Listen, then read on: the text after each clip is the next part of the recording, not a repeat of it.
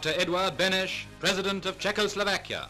The Nazi regime, because of its moral disintegration, its political brutality, the slavery which it imposes, its internal and external policy, which so deeply offend all feelings of human decency, because of all that it has perpetrated in Central Europe, will fall and will be replaced by a free, democratic rule in Germany and in Central Europe as a whole.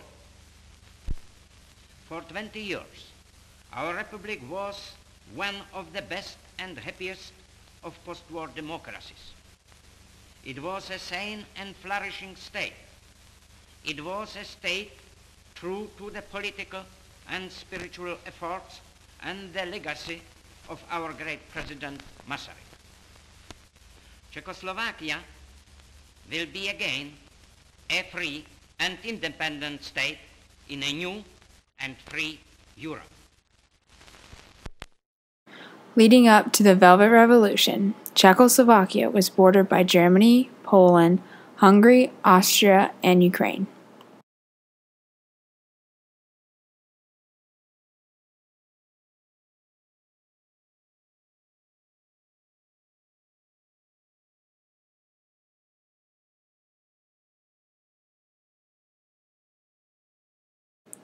Although Czechoslovakia has a diverse population, they faced many conflicts with their neighboring countries, in part because of their diversity.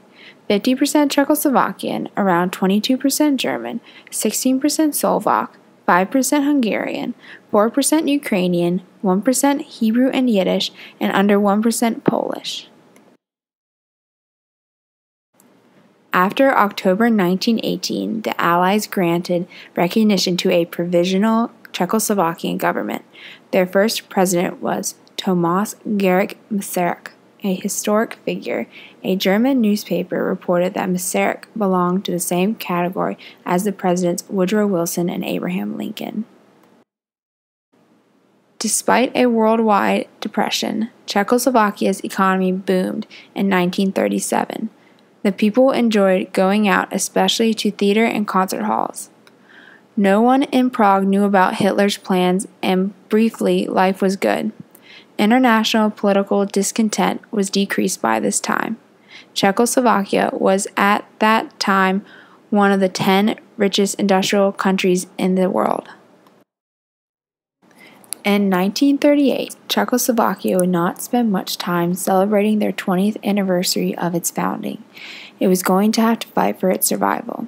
A year earlier, in 1937, their first president, Masaryk, passed away. Until then, the country's political and military elites had worried about the future of Czechoslovakia amongst themselves. Masaryk's death jolted the rest of the population out of its complacency, and his funeral caused a scene of grief that touched virtually every household, extending even to the German districts. In the time of grief, Beneš exclaimed, "History is guided by certain laws that a trained professional could uncover and apply with scientific precision to specific political problems.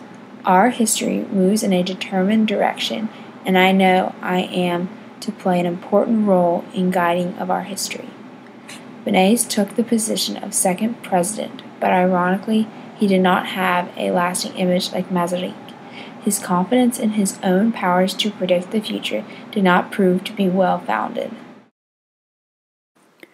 Hitler had plans similar with General Karel Husarek to take Czechoslovakia by surrounding the border and cutting them off. Instead, Hitler focused on taking Austria because there were not enough soldiers to cover the length of Czechoslovakia's border. The people were safe, but only for now. On September 30th, 1938, the Munich Agreement was signed by Germany, France, the UK, Italy, and excluded the Soviet Union and Czechoslovakia. It was a settlement permitting Nazi Germany's annexations of portions of Czechoslovakia along the country's borders, mainly inhabited by German speakers. This was called the Sudetenland. The agreement was held in Munich, Germany. The purpose of the conference was to discuss the future of the Sudetenland and appease Hitler. The incorporation of the Sudetenland into Nazi Germany left the rest of Czechoslovakia weak and powerless to resist subsequent occupation. On the 16th of March 1939, the German army moved into the remainder of Czechoslovakia, and from Prague Castle, Hitler took over Bohemia and Moravia.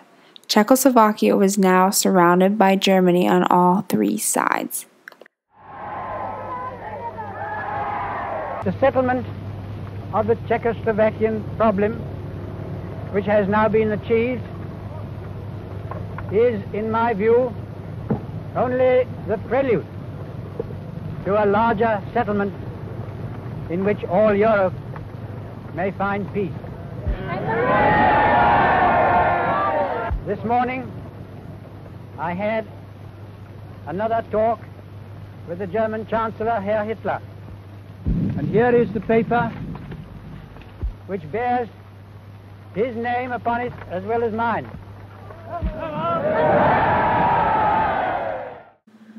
The claim of Neville Chamberlain's Peace in Our Time speech proved to be false. Losing the Sudetenland meant most of Czechoslovakia's border defense, as well as natural defense from mountains and its industries, were lost. Germany seized Czechoslovakia's military, including their airplanes.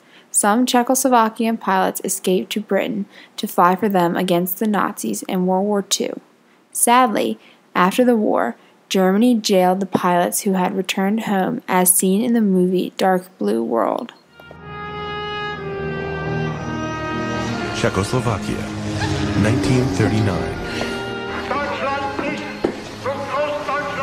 The dawn of World War. Two pilots must leave their homeland in order to save it and fly again for England. To take off. Take off to land. Land. Land. Excellent! Brothers in arms on a mission that will test their courage. We lost one plane, sir. Two planes. Their friendship. How do you know my name? I'm a friend of Karen. So you came to check me out? And their love. I didn't come to see him. I can't sleep because of you.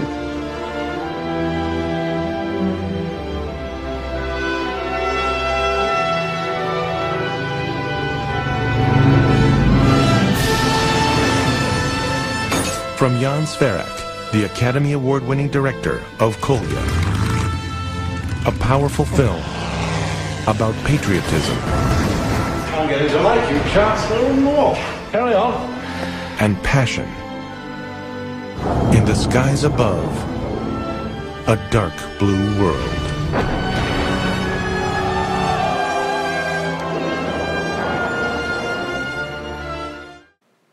Emil Hácha was the third president of Czechoslovakia from 1938 to 1939.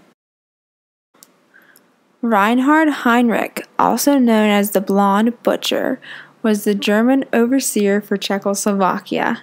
He, just like Hitler, sought the assassination of Jews. There was talk that Heinrich would fill Hitler's shoes and carry out the Holocaust, but in 1942, Operation Anthropoid was carried out. He was assassinated by a group of Czechoslovakians with a grenade. Germany's response was the liquidation of the town of Lidice. Notice the city in the top panel no longer exists in the bottom panel. In 1943, there was talk about the expulsion of Germans from Czechoslovakia. Finally, there was a light at the end of the tunnel. But it was not until 1945 and after the Potsdam Convention that this plan went into action. But no one knew what was to come for Czechoslovakia in the future.